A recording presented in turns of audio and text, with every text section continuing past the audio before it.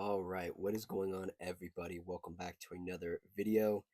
And I guess this isn't a WNBA video or even a WNBA off-season video or an arrival video. This is just a women's sports video and a women's basketball video. In this video, we're going to talk about Project B, or what is right now being called Project B, and what the name will change over the course of time, and the controversy about it, and what it is. And obviously, I'll give my opinions and stuff. I have articles from ESPN, from Front Office Sports. I have an Instagram post I'm going to read off of here. So if you like what I have to say, like the video. If you have any opinions, comment down below. And if you just like the vibes, consider subscribing. So I come into this video equipped with my opinions. I'm going to talk about the two women in front of you on your screen.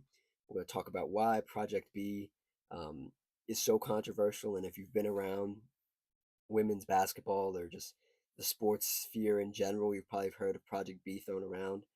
I'm here to throw my hat into the ring and try to break it down, explain, and give my thoughts. So let's just jump right into it. Let's give you a little rundown of what Project B is. Project B, I'm reading this post from the Daily W Sports on Instagram.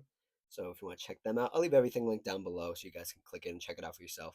But what is Project B? The new basketball venture known as Project B was founded by former Google and Facebook executive Grady Burnett and his friend Jeff Prentice. Princess,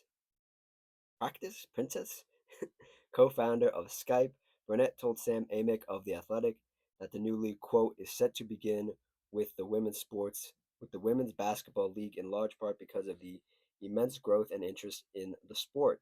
It will feature 6 teams of 11 players that will play 7 2-week tournaments in cities across Asia, Europe, and the Americas, and is already 2 years in the making, end quote.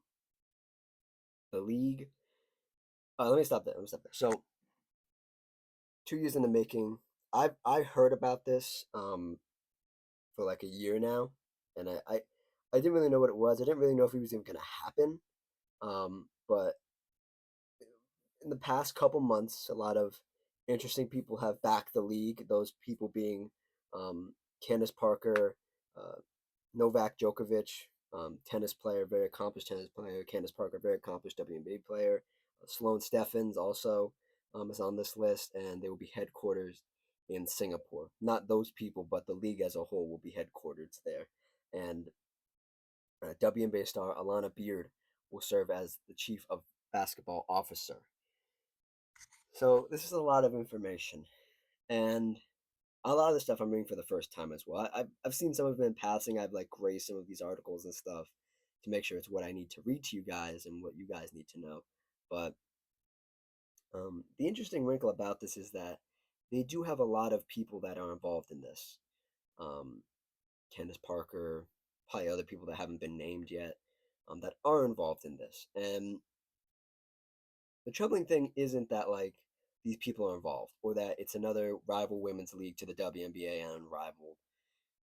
The big controversy about this league is that they are Saudi partnered, and a lot of people on this side of the pond, in the U.S., aren't familiar with the Saudi Arabia or Saudi, I should say, partnered leagues that have come through, or Saudi-backed things that have they've been trying to differentiate their portfolio um, from away from oil and into entertainment and stuff like that.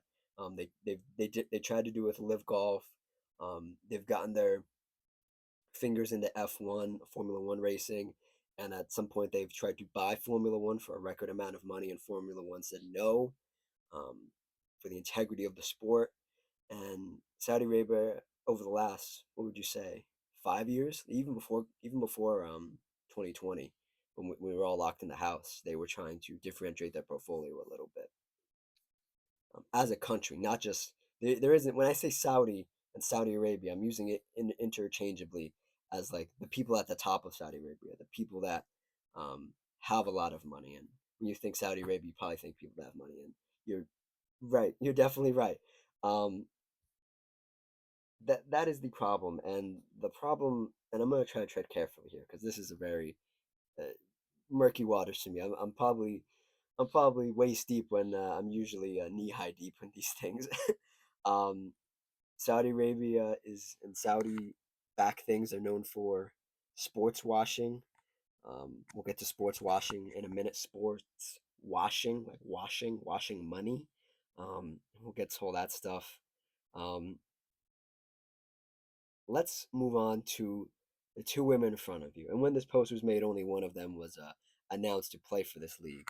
Um, the lady on your right, Neka Gumake, of the Seattle Storm, announced that she is the first person to have signed with Project B, tweeting a photo that said player partner owner. Front Office Sports reports that Project B has offered multiple stars salaries starting at 2 million annually, with the total value of their deals reaching 10 million or more, and the players will receive equity in the league and will receive equity in the league.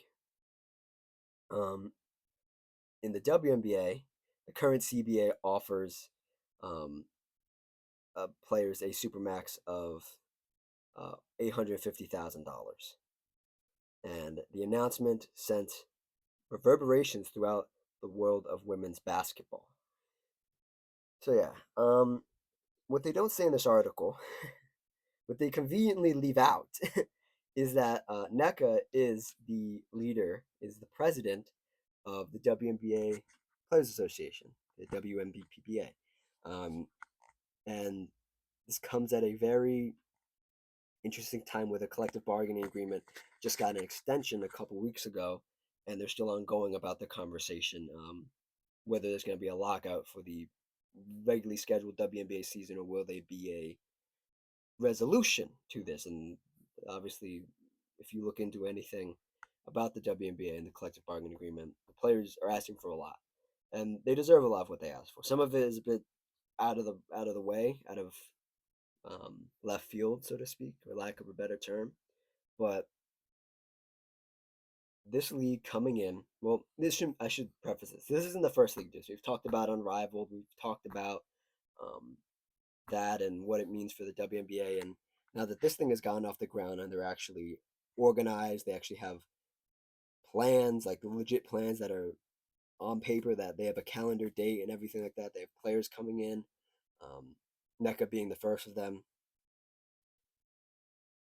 It becomes a very strenuous situation to me because I don't want to say NECA sold out, but I will say that because it's my opinion. And you can form your own opinion over the course of this video, however many minutes long this video is. But that's my opinion of this, is that anybody that goes into this league is a sellout. The same with golf when they did it with Live Golf. Everybody that left the PGA Tour and went to Live was a sellout. They did it for the money.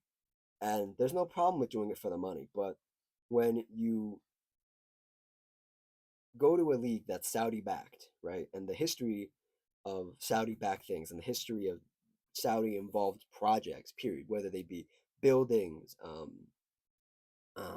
buildings, events, um, leagues.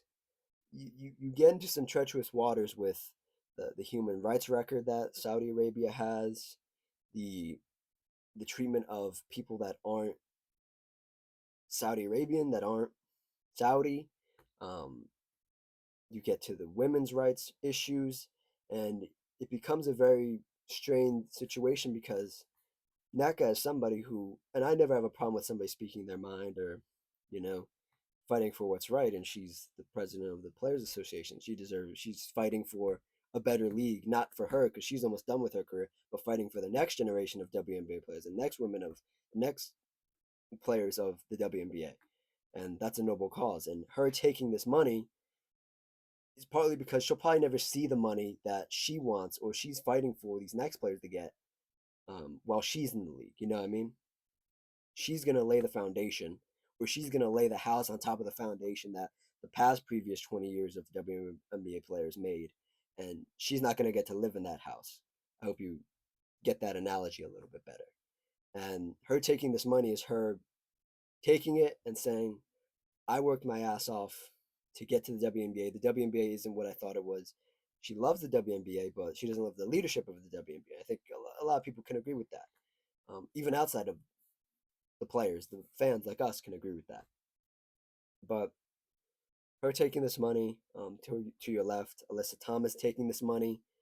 It also rings true that I saw a comment, I saw a thought that like we're gonna see a lot of these players that at the end of their career that are a bit older take this money because they've never seen this kind of money in their life. You know, the newer players like Caitlin Clark, Angel Reese, Paige Beckers, they have these um, sponsorship opportunities that subsidize their WNBA contract. So the WNBA contract is what it is. But Caitlin's with Nike, Angel's with Reebok, um, Paige Beckers is with Nike as well. You know, so they get they have the shoe deals, they get the commercial, they get all this stuff. And NECA and Alyssa Thomas never got that stuff. You know, so they never had that type of money. It was always, I mean, I would take $800,000 and I could live off $800,000, but to each their own. You know, living within your means or living above your means is not my business. But NECA taking the money, taking the $2 million, Alyssa Thomas taking the $2 million plus the equity in the league, and anybody else who does it is a sellout. And I don't want to be harsh, but like for somebody to take the money and then say, "Well, I want to outside of basketball fight for women's rights, fight for more stuff for women." Um, Alyssa Thomas is how would you say LGBTQ. um,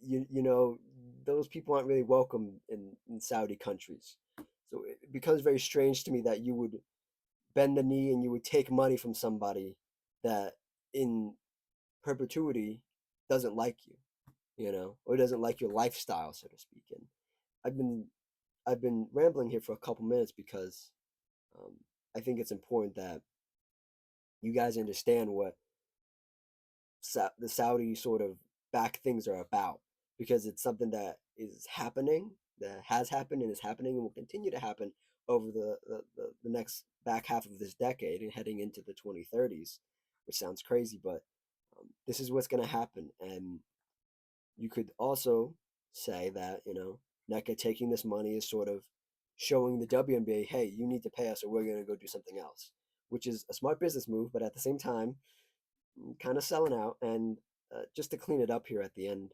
of this ramble is that when I say Saudi, we're going to get into some articles here that claim it's not Saudi backed. We'll get to that when we get to that. I'm just saying that for now because that's what the original reports say, and that's what I will continue to say, and that's something that I'm going to hold sort of in the back of my mind because you don't want to be known as a Saudi backed league. So you're going to try to put up as many puff pieces, as many pieces of buy as many articles as you can that say it isn't. We're not Saudi backed. We're not Saudi backed. But the back end will show it. The people that are in the back and that will come forward and say these things that it is Saudi backed will eventually come out. And I firmly believe it still is Saudi backed, quote unquote. Um, let's move on here. Let's get into some more articles and stuff. Obviously, we talked about the CBA and NECA and all that stuff, and more being a power play. And um, let's read on here. Continuing on this post on Instagram, the Saudi history of disrupting sports. Saudi Arabia Public Investment Fund (PIF) first began disrupting pro sports by heavily investing in Live Golf and the Saudi Soccer League. I completely forgot about the Saudi Soccer League. They paid Cristiano Ronaldo, what was it, like a record amount of money? Like they're gonna say it here in a minute, but um, a crazy amount of money to play in a shit league where not even the fans show up is nuts. Using PIF finances, Live Golf offered hundreds of millions of dollars to established golf stars like John Raham, 300 million, Phil Mickelson, 200 million, and Brooks Koepka, 130 million. It is reported that Live Golf, through the PIF, offered Tiger Woods as much as $1 billion to join, which he refused. That's what I'm talking about, Tiger. That's what I'm talking about. That is how I know Tiger Woods is controversial in himself. You know, he's had a rocky history. You know, but at least he didn't sell out. At least Tiger Woods isn't a sellout. You can say a lot of things about a lot of people. If you're not a sellout, you're okay in my book. Additionally, continuing on in this post, additionally, Saudis have built a professional soccer league. Cristiano Ronaldo signed a 2-year, $1.4 billion deal this year. Karim Benzema signed a 3-year, $1 billion deal, and Neymar signed a 1-year, $326 million contract. Unfathomable sum. Signed a 300 contract, an unfathomable sum. In the last few years, Saudi have invested greatly in WTA. The championships are in Rahaya right now, and video game makers EA Sports, as well as forming deep bonds with the UFC. I don't even watch the UFC, so I forgot about that completely. Which they put $400 million to in 2018, and the WWE and the Saudis are also launching a boxing promotion in 2026. Boy, oh boy, I forgot about half this stuff because I watch WWE, I don't watch UFC. I forgot they just bought EA Sports, and they yeah, I forgot they just bought EA Sports, which is a video game company. And wow, yeah. So take it what you will. Take all this how you will, and how you feel about this sort of thing where they're using their money that they've got from oil. I'm trying to break this down for you guys as best as possible. I'm not a history major. I'm not a would it be a not political science major, an economics major. I don't know how world economics works. I know the rough basics, um, but taking the money they made in oil, putting it in other things, buying other things. Well, it's innocent enough that a country would want to move away from oil, which is a um, non-renewable fuel, into something that's more sustainable, like entertainment, like entertainment being video games, WWE, UFC is entertainment as well. These are all UFC is a sport as well. WWE isn't really a sport; it's more of a performance. It's like acting, so to speak, but it's like rough acting. By rough, I mean like physical acting, like you're getting slammed on the on the mat, um, all for the sake of the act. And I and the soccer league, I definitely forgot about the soccer league. That's crazy. Yeah, I mean, I'll say this, and I'm gonna walk back my statement here. If somebody offered me $1 billion to make this YouTube channel and make a video every freaking day, and they paid me $1 billion, I would sell out too. I would not sell out for 2 million like Mecca did or Alyssa did, but $1 billion is generational wealth. That's generation. That's generations upon generations upon generations of wealth right there. I would sell it for a billion. Let's make that clear. Let's make my stance on this clear. I'm not selling out a million. You need to give me more. Give me more. Maybe 326 million like Neymar got. That'd be maybe. Um, but yeah. Um, moving back onto the serious stuff. What has been dubbed over the last couple years sports washing is what people are accusing Saudi back things of. Project B has issued a statement saying that Saudis are not investors in the sports league. The Saudis have been accused of sports washing, a term used to describe a concerted Saudi effort to use sports as a way to distract from human rights violations. It's been argued that this is why Saudis have heavily invested in sports. When asked about it, Fox Sports, the Saudi Crown Prince Mohammed bin Salman, openly acknowledged the strategy. If sports watching is going to increase my GDP by the way of 1%, then I will continue doing sports watching. I don't care. End quote. The owner of Project B have partnered with the event firm Sela, which is owned by Saudi Arabia's sovereign wealth fund, PIF. Uh, Sela is contracted to run the tournament and serve as the constructive tissue between the Saudis and Project B. So there you have it. There's the thing, and we're gonna read a quote here from Project B as well. Um,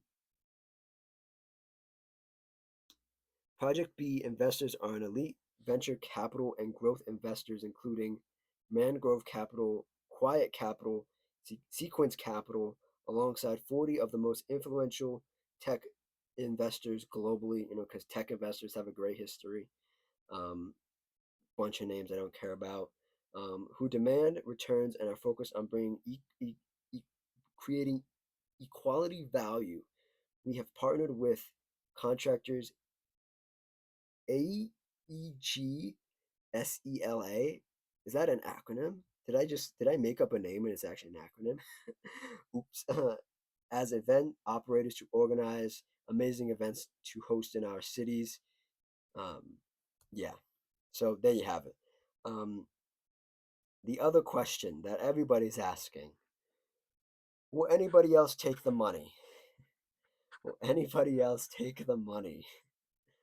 From the WNBA side, the picture I'm looking at is of Caitlin Clark. One, I don't think Caitlin Clark takes the money. I don't think Angel Reese takes the money. I don't think anybody of this generation that is making money currently. I'll say of my generation, yeah, because 20 somethings, people that are 20 somethings are more socially aware. And I'm not saying Alyssa Thomas and NECA aren't socially aware, but you get to such a point where you've lived the lifestyle for so long and you've been so desensitized to a lot of things that go on in business and go on in a lot of places in your field where you're just like, well, I'm just gonna take the money. I've never seen this much, so I'm just gonna take it. Versus somebody like Angel Reese, Cannon Clark, Paige Beckers, even college players like Az Fudd, Juju Watkins, Lauren Betts. Are they gonna take the money? I don't think so. I think this is going to be an older player thing. The older players that have never seen this money, never got the opportunity to get this kind of money, even never had this contract ever put in front of them before, they would take the money. And it's up to you to decide as a fan and as somebody listening to this if you think that's okay. Is that something that we should judge somebody on for taking money that they've never seen that they think they deserve? When I put it like that, I don't know. I quite don't know. Um, but let's move on to some of these articles.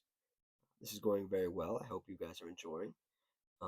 Let's move on here to another article here, and we'll get into NECA a bit more here as well. This section is gonna be about more NECA and Alyssa Thomas, and then we'll circle back to Project B about the Saudi funding and all that stuff from Front Office Sports. But first, let me read this article from ESPN about Alyssa and NECA. All right, let's get into it. I'm going to breeze through this article real quick. Um, let's see. I'm going to read from this article. Just some blurbs. I don't like to read people's whole articles because they work very hard on it, even if it is AI generated at this point. um, Aguma K, like other players in the league, will get an undisclosed salary and equity stake in the league. Project B officials have said 66 players who they want for their league. The format calls for 6 teams of 11 teams who receive larger salaries than those offered by the WNBA. They're also expected to be higher than Unrivaled, the 3-on-3 league started last year by many future WNBA players. The financial specifics have not been disclosed, and the potential for more lucrative compensation comes at an important moment for women's professional basketball as the interest in the sport soared in recent years. The WNBA Players Union are locked in tense negotiations over the new collective bargaining agreement, with much dispute centered on the salary and revenue share. NECA said in a interview with the Associated Press, the AP, the 35-year-old NECA Gumke um, said the compensation package was key to her signing with Project B. It's not, and I quote, "It's not something that usually gets offered to us, and by us I mean women athletes." Gumake said, continuing the quote, "So for there to be an entry level of equity across the board was eye catching and something that I stand for. Obviously, I stand for selling out," is what she means. I'm being so mean to her. I'm so sorry. I am so sorry. That's, that's just how I feel. I'm sorry. I just can't keep it in. I can't keep it in, guys. I'm sorry. Um, Project B plans to play its inaugural season through April 2027. That would not interfere with the typical WNBA calendar. Project B would give Aguma K the opportunity to essentially play year round. Again, something she did before, spending her winters in Russia and Poland, where she hasn't played since 2019. So this is the other thing people are talking about, and this is what they say in defense of Project B, or not in defense of Project B, but in defense of the players taking the money, saying this isn't the first time players have taken money. For those who do not know, WNBA players before basically 2020 was the demarcator for pre going overseas and playing and post going overseas and playing, because a lot before 2020, a lot of WNBA players went over to play basketball in Russia, in I believe Turkey, in some would play in France, some would play in Spain, um, China, Australia. A lot of these players would go overseas and they would get paid a nice sum of money, at least something matching their WNBA contract at the time. And the most infamous one is that Sue Bird, WNBA, not Sue Bird, Diana Taurasi, WNBA legend, got paid $1 million not to play in the WNBA for one season and just rest, and then come over and play in Russia. This was back in the day, and that was the biggest one. And I think that was the only time that it happened, at least to my knowledge. But in defense of the players, this is what people are saying. This is not the first time players have gone and done this. And the other thing that is interesting about this, and the sort of uh, understanding that in the past FIBA and the WNBA had, was they would work out a deal like um, with the player, with the individual team, and say, hey, we need this player back. We're essentially loaning you this player. The WNBA would say, we're loaning you this player. We need them back by a certain date, or they're not going to get paid their full contract. And the team would oblige, and the player would oblige. Sometimes there would be a bit of an argument, a bit of a hoopla about it. Other times it'd be a very cordial thing where the WNBA player would go back, after the season over there was done, and they would go play in the WNBA, and then back and forth and back and forth. They would go and maybe get like 2 months, 3 months off in between, which is their decision. Nobody's forcing you to go overseas. And the big thing this time around, especially with the CBA, is that the WNBA, from what I've heard from my sources, wants players to only play in the WNBA. And that's the biggest sticking point for this. One of the biggest sticking points on the WNBA side, the front office, that side of the office, is that they would make players sign a contract and they would say, hey, you cannot play in any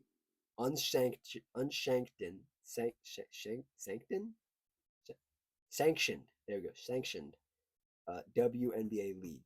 You cannot do it. We're going to pay you more. We're going to do everything you want, but our sticking point is that you cannot play in any other league.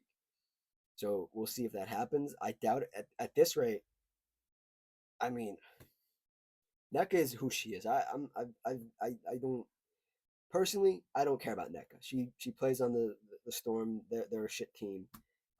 She has never been in my universe of WNBA watching. I really don't care.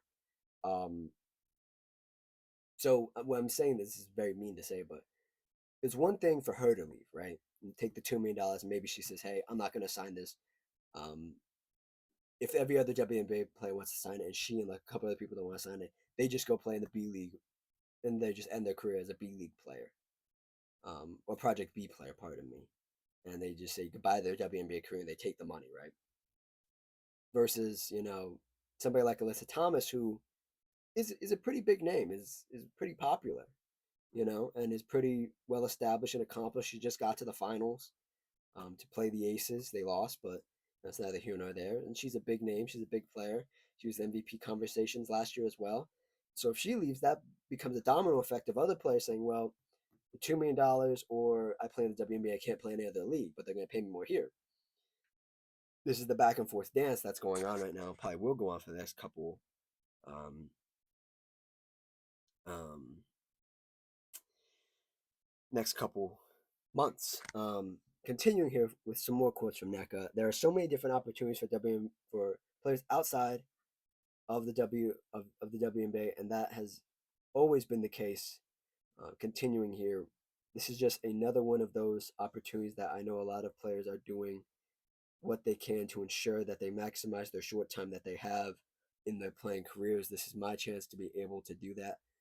Like I said, she's an older player. She's never seen this money. She was never like one of those players they put on like billboards or anything like that. She played in LA with Candace Parker. Candace Parker was the poster girl for that stuff, So she's never seen this kind of money. She was never the highest paid player either in the league. Was she ever that good to be the highest paid? Maybe. Um, there's some more stuff about Project B. We want premier cities, and our goal is to create an F1 style TV event. Good luck with that. um, Alana Beard, Project B's chief basketball officer, said there's a tournament in each city, and at the end of each tournament, there's going to be a champion, and that all leads up that that leads up to us potentially crowning a champion of the world. Oh boy. Okay. Beard said that many top WNBA players have signed on as well, though did not disclose any other names. There are also talks of having a men's league as a part of Project B, but those deals are not finalized. See, this is the thing though. I don't. If you try to do the men's league side of things, you're only gonna get scrubs and bums because the best players play in the NBA and they get compensated because they're in the NBA. There every year, every offseason in the NBA, there are players that sign. This is the most profitable contract in NBA history. It used to be Mike Conley at 100 million back in the day, and then it was Steph, and then it was um, Jalen Brown, and then it was Tatum, then Jalen Brown, and then it was Luca, and it goes on and on and on. These players get paid like it. So I don't see a Project B men's league working personally. Um, and they just give a some more stuff here about the B League. I keep calling it the B League. I'm so sorry. Project B. And yeah. Let's move on to Alyssa Thomas here a little bit. Um, and then we'll move on to the last article here. Um, oh boy. Okay. This is the article. The other article. Let me see. Let me make sure I give somebody their props here. This whole article is by the Associated Press, and it was just posted on ESPN. So shout out the Associated Press, and this one is also by the Associated Press. Okay, so let me read this here. WNBA MVP finalist Alyssa Thomas on Tuesday became the second player to join Project B. The new women's basketball league is expected to begin in Europe, blah blah blah, November 2026. Um, The Phoenix Mercury star announced her decision on social media a week after Nneka told the Associated Press that she would play in the B League, offering players higher salaries and an equity stake.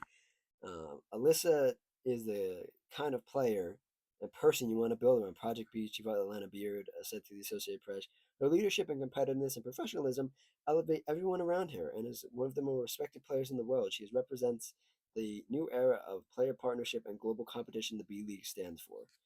I don't know how much I agree with that, but I'm not gonna picky nits right now. Alyssa Thomas led the Mercury to the WNBA Finals. Um, this is also another interesting was that Alyssa Thomas was in Unrivaled last year, and she's gone from Unrivaled to Project B um, for more money. Sure. Again, I'm gonna say the word. Don't get mad at me. Cover your ears if you don't like me saying it. Sell out. She just sold out. Um, and this is a quote from Unrivaled president Alex Basil in a statement. We are confident with what we've built in collaboration with our athletes and partners and investors.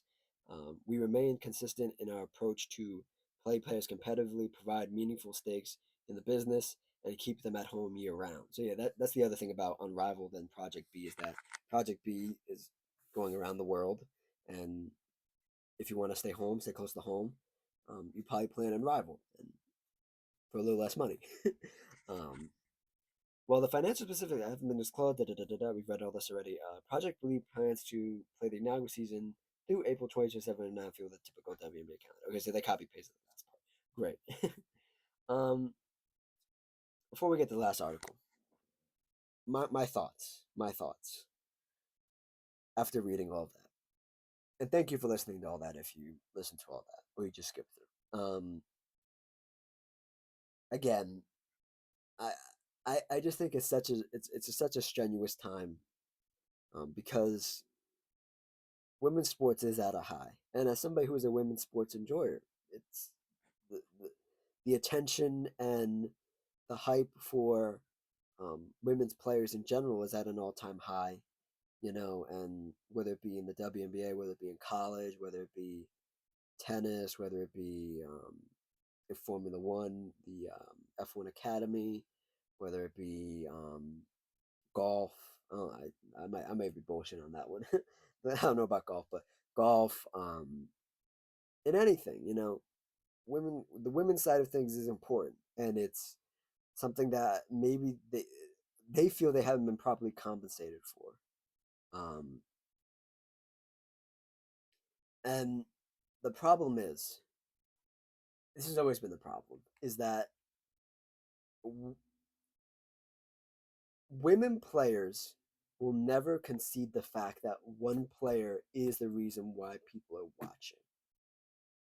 They always want to make it a group effort, right? They always want to make it a group effort. Versus on the men's side, where people will tell you, people only watch games for the stars, for the biggest names. The years previous, I'm not specifically talking about this year in the NBA, but the highest time that the NBA has been viewed is when it's been Steph Curry, LeBron, KD, and that's it. Nobody else got to that height. The only other person previous that got to the height was Kobe Bryant. So these are generational, and now Victor Wembanyama is creeping up on that. But these players are must-watch TV. If you ask a casual fan, who would they rather watch? Would they rather watch, no offense, the Seattle Storm with NECA, who a lot of people probably don't know, a casual fan would probably not know, or would they rather watch Indiana Fever and Caitlin Clark? They're probably going to tell you Caitlin Clark. And no matter the fact is that NECA and people around her and people in that circle will never tell you that. They'll say, "Oh, they'll just watch anything." You're not a real fan if you just don't watch every game. You don't watch every player. Well, not everybody's a diehard. Not everybody has hours and hours to sit in front of a TV and watch a whole game. They maybe get to watch one game a week. And sometimes they choose football over whatever. They choose their preferred sport, baseball, football, over their preferred sport.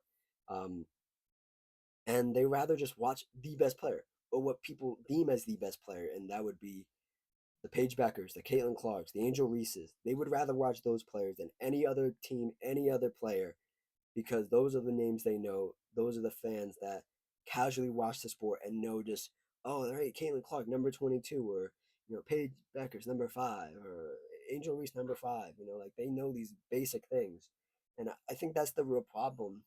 Not the real problem. That's the underlying problem, is that the women will always try to band together in a sisterhood, which is fine, but they also will never admit the league is popular because of one person. They will never admit that, and it's a tough pill to swallow. But guess what? There's a bunch of Jimmys and the Joes, and then there's just the person. That's why there are franchise tags in football. That's why there are, well, franchise tags is different, but that's why they're like that's why they're max players. Not everybody's a max player. Guess what? Not everybody's a max player, and I don't think they want that. But it's just a diluted. Again, they diluted. You've been so far away from it that you don't understand it anymore. That you think you're the smartest person in the room. You think it's because of everybody. No, it's because of like a handful of people that people watch this league. It's the same with the NBA. Well, it's the same with the NBA, where like if LeBron or Steph or KD isn't playing in a game and their team, whatever team they're on at that time, um, isn't playing a good team, guess what? Nobody's gonna watch that game because they need the star player they're watching. That's all I'm saying. Let's get into this last article before this video gets too long. This article is brought to you by Front Office Sports.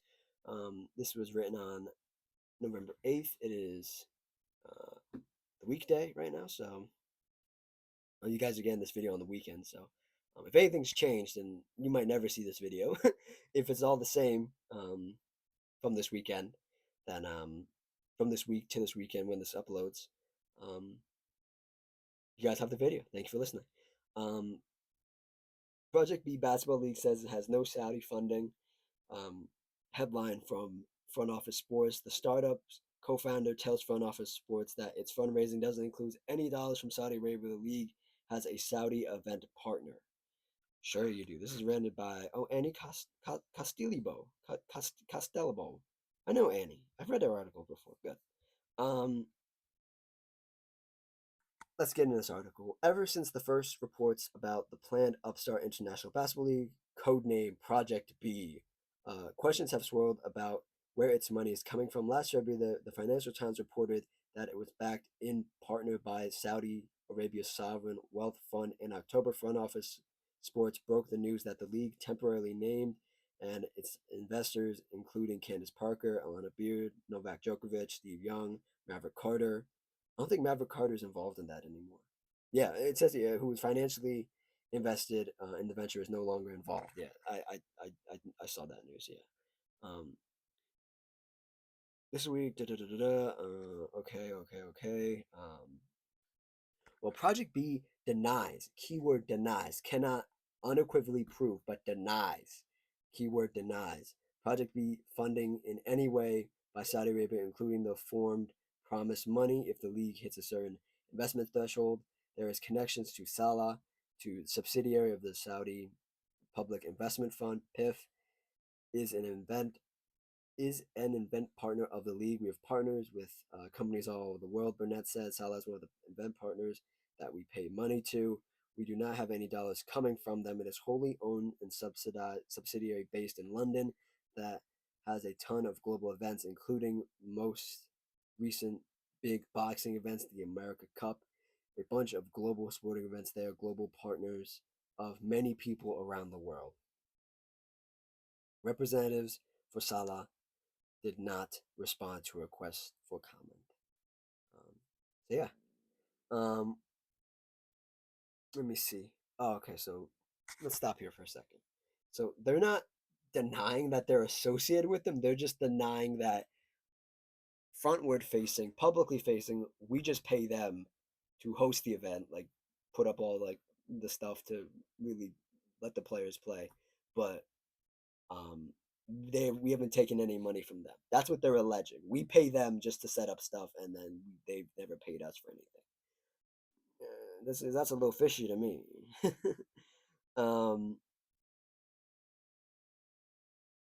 so the last is this the last thing? One of the last things here. Yeah, one of the last things here. Um, Following NECA's announcement, multiple WNBA sources questioned what it would mean for players to align with Saudi Arabian Airways, which has long been criticized for its human rights record. The WNBA has since it's existed, considered itself an activist lead throughout the course of its nearly 3-decade-long history. Players, executives, coaches have used their platform to advocate for social justice issues ranging from marriage equality, LGBTQ plus rights, police brutality, racial equality, and voting rights. A lot of these things that um, Saudi Arabia does not have. mm, yes. Project League declined to share how much capital the league has raised. The league initially sought to raise $5 billion, according to a report from Bloomberg at the beginning of the year. The league's investors include, like I said, Mangrove Capital, Quiet Capital, Sequence Equity, along with number of tech angel investors. That's always good. The, and Burnett said that said believe this league will have tech-like promise and tech-like returns. Oh, lovely. I love this last part right here. The league will have tech-like promises and tech-like returns. Who doesn't like big tech, right? Who doesn't like big tech, you know? People that say the same piece of like, metal plastic crap that's the same phone just with a different number, the same app that does the same thing as five other different apps. Oh, I just love tech, tech is just great. What the hell are we doing? What are we doing? What are we doing? Oh my god. Okay. Um. Yeah.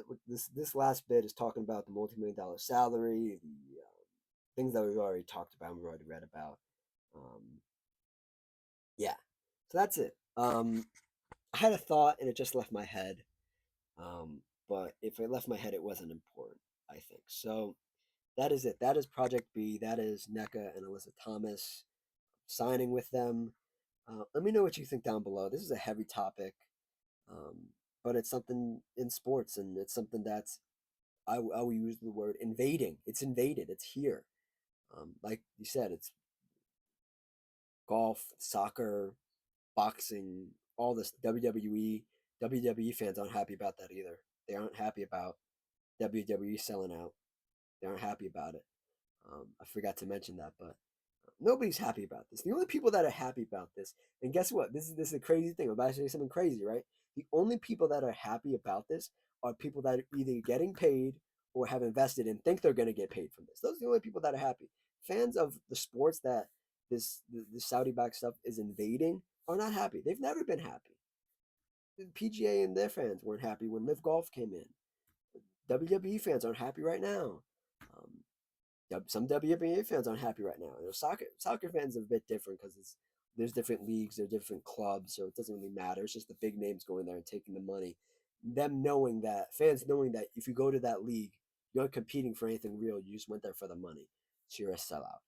And I hope this didn't come off too harsh. I'm just stating my opinion and the facts in front of me and the stuff I know as somebody who's I've been monitoring the Saudi stuff for a long time.